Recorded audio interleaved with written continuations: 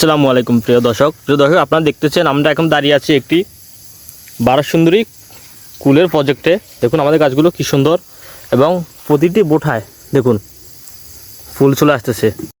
আজ আগস্ট মাসের 21 তারিখ। দেখুন প্রতিটি বোটা কি পরিমাণ ফুল আসতেছে আমাদের গাছগুলোতে, প্রতিটি বোটায় দেখুন।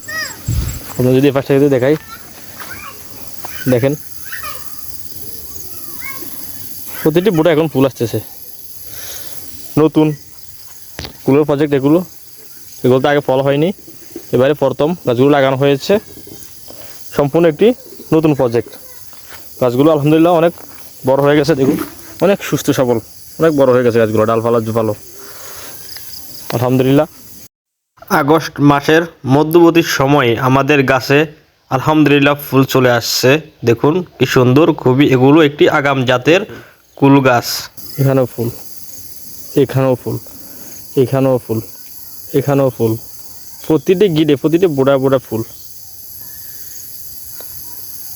আমাদের ফুল চলে আসছে, আমরা এই পর্যায়ে গাছে খাবার দিব। আমরা গাছগুলো যেহেতু এখন ফুলগুলো ফুটবে, ফুল থেকে ফলে পরিণত হবে, আমাদের গাছে খাবার প্রয়োজন।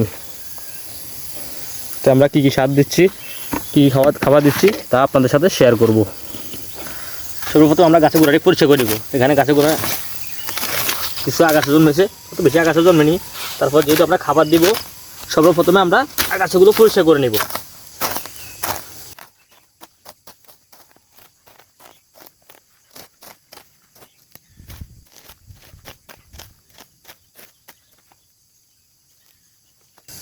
আমাদের গাছের গোড়ার আগাছাগুলো পরিষ্কার করা হয়ে গেছে। এবার আমরা ছোটো করে একটি রিং করে নেব গাছের গোড়া থেকে 6 থেকে 8 ইঞ্চি দূরে, কারণ আমাদের গাছগুলো এখন ছোটো, নতুন গাছ, এর মধ্যেই ফুল চলে আসছে।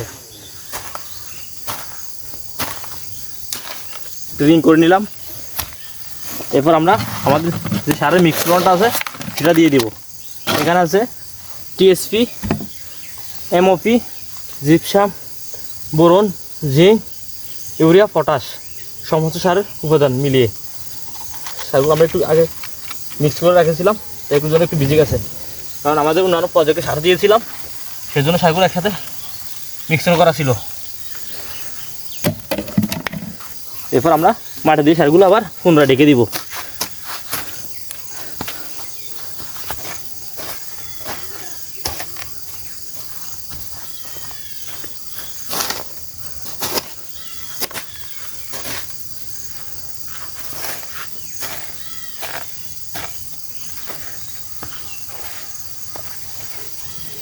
এখন যেহেতু বর্ষার মৌসুম চলতেছে, তাই আমরা গাছের গোড়ায় কোনো প্রকার পানি সেচ দিব না।